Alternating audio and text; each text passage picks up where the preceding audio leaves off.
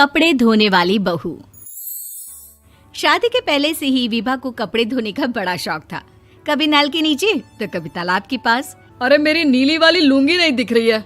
विभा की अम्मा, कहाँ रखी है लुंगी? अरे वो तो विभा ने परसों ही धोकर रखी थी आपकी अलमारी में, देखो वहीं होगी। वो ना मैंने आज धो दी, मुझे लगा कि गंदी हो गई होगी।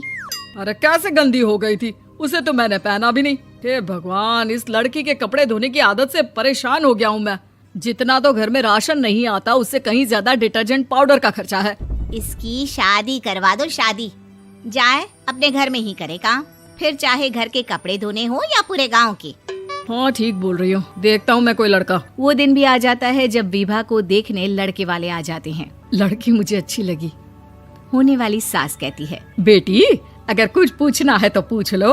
वैसे तो हमारी लड़की बहुत ही शर्मीली है, जो बोल दो वो मान लेती है, इसे क्या पूछना होगा। अरे कैसी बात कर रही हो माँ, मुझे इन लोगों के घर रहना है, सवाल तो कई है। हाँ हाँ बेटा, पूछ लो ना, क्या पूछना है। आप लोगों के घर कपड़े कौन धोता है? सास का मुंह बन जाता है। देखो, अगर तुम ये कहना चाहती हो कि तुम्हें कपड़े धोने नहीं आते तो सुन लो, कपड़े मैं ही धोती हूँ, लेकिन तुम्हारे आ जाने के बाद मैं रुमाल तक नहीं धोऊंगी। अरे चुप रहना भाग्यवान, बहू बेचारी घर आई नहीं, उसे डराना शुरू कर दिया। वो क्या है ना बिटिया, अभी तक तो ये कल्लू की माँ ही धोती थी, लेकिन अब तुम्हारे पापा तो दहेज में वॉशिंग मशीन देंगे ही।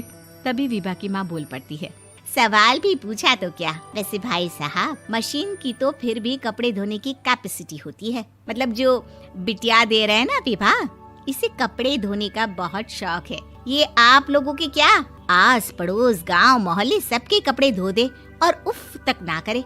बाहर देखा नहीं आपने कितने कपड़े सूख रहे हैं? सब हमारी बिटिया ने ही तो धोए हैं। बस भी करो ना माँ, शर्म आ रही इतनी तारीफ सुनकर। और तो और एक दाग निकाल कर दिखाओ तो मान जाऊं। हाँ अच्छा, माफ करना बेटा, मैंने गलत समझा। हमें तो रिश्ता बहुत पसंद है। और ऐसे जुड़ जाता है रिश्ता कपड़े धोने का शौक रखने वाली विभा का। उसकी शादी हो जाती है कोयला फैक्ट्री में काम करने वाले कल्लू के साथ। शादी के बाद अचानक विभा चिल्लाती हुई सास के पास आती है। सासू माँ, अरे सासू माँ कहाँ है आप? ये तो धोखा है, धोखा दिया आप लोगों ने मुझे। इसे ससुर के चक्कर के बारे में पता चल गया। अरे तो उसमें तुझे क्यों धोखा मिला है? अरे नल में पानी नहीं आता, कपड़े कैसे कब धुलेंगे? अच्छा, तू पानी नहीं आ रहा उसकी बात कर रही है। तो आपने क्या सोचा? कुछ नहीं। अच्छा, तेरी माँ ने कहा था कि कपड़े धोने का शौक है तुझे, याद आया मुझे। शौक बोलकर कपड़े धोने वाले मेरे जुनून को कम ना आके सासू माँ, कपड़ा धोना मेरा गुरूर है। तभी पति भी वहाँ आ जाता है। अभी मैंने इसे सनी देओल की फिल्म दिखाई है, उसी के डायलॉग मार रही है माँ। अच्छा सुन, साफ बता रही हूँ, पानी सुबह 4 से 6 और शाम को 10 से 12 आता है, समझी? विभा टाइमिंग सुनकर हैरान हो जाती है। ये क्या भूतों का मोहल्ला है? सुबह 4 बजे उठकर कौन कपड़े धोता है? 4 बजे टंकी में पानी जाता है, फिर सारा दिन धोना ना, किसने मना किया? अरे कैसे बात कर रही हैं? 200 लीटर की टंकी में कितने कपड़े धो लूंगी मैं? सुबह ही उठ जाऊंगी मैं। अब क्या था, विभा सुबह 4 से लेकर रात के 12 बजे तक कपड़े ही धोती रहती। एक रोज सास पड़ोस से निकलकर कहीं जा रही होती है कि साथ वाली कहती है, हाँ कल्लू की माँ, जरा ये बताओ कि 2 साड़ी है, 2 ब्लाउज और एक पेटीकोट और एक नाड़े वाला लंबा कच्छा। हाँ तो? अरे तो क्या, कितना लोगी धुलाई ये बताओ। धोबन दिख रहे हैं हम क्या? हमारे पति सरकारी नौकरी से अभी रिटायर हुए हैं और बेटा सुपरवाइजर है कोयला फैक्ट्री में। धोबन समझ रखा है हमें? हाय रे कल्लू की अम्मा, माफ कर दो, वो तो मोहल्ले में यही सब बता रहे थे कि तुमने बहू को कपड़ा धुलवाने के काम में लगा दिया है। सास को पड़ोसन की बात सुनकर गुस्सा आ जाता है। वो घर पहुंचती है जहां घर के बाहर ही इतने सारे कपड़े सूख रहे होते हैं जितने कि किसी धोबन के घर पर। अरे ओ कल्लू की दुल्हन, बाहर निकल। माँ जी यहीं आ जाओ, बाथरूम में चादर धो रहे हैं हम। अरे अभी हम धोते हैं, तुमको बाहर निकलो। ये आस पड़ोस वाले बोल रहे हैं कि हम बहू से कपड़े धुलवा कर उसे कपड़ा धोने वाली बना दिए हैं।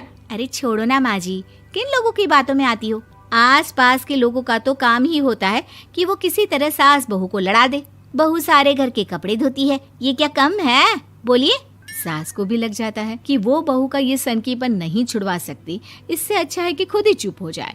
एक रोज सास और बहू मंदिर जाते हैं, जहाँ सास की साड़ी वहाँ खड़ी भीख मांगने वाली से मिलती है। माँ जी क्या बात है, आपकी साड़ी उस भिखारन से कितनी मिल रही है ना? हाँ हाँ देखो तो, दोनों की साड़ी मिल रही है। क्या बात है कल्लू की अम्मा, तुम खुद को तो अफसर की बीवी बताती हो और ऐसी सिंपल सी प्लेन साड़ी पहनकर घूमती हो। सिंपल और प्लेन नहीं है ये साड़ी। तो क्या सोने के धागे से फूल बने हैं? कुछ भी सासू माँ, कुछ भी। हाँ बने थे इस साड़ी में सोने के धागे से फूल। मेरे पति लेकर आए थे मद्रास से स्पेशली मेरे लिए 10,000 की। ताहे भाई साहब इस भिखारन के लिए भी सेम टू सेम साड़ी लेकर आए होंगे 10,000 की। सास उस वक्त तो कुछ नहीं कहती, लेकिन बहू के साथ घर आती है और अलमारी से एल्बम निकाल कर लाती है। ये साड़ी देख रही है, ये वही साड़ी है जिसे मैंने अभी पहना था। इस साड़ी में ये जो चमकदार फूल दिख रहे हैं ना, ये सोने के धागों से काटे गए हैं। लेकिन तू लोकल वॉशिंग मशीन ब्रश से घिस घिस कर सारे फूलों को निकाल कर साड़ी प्लेन कर दी। मुझे माफ कर दीजिए सासू माँ। और तो और, जब मैंने तुझे तेरी गलती के लिए कुछ नहीं कहा, लेकिन तूने तो सबके सामने मेरा मजाक ही बना दिया। क्यों? बहू को समझ में आ जाता है कि अब से उसका कपड़े धोना बंद।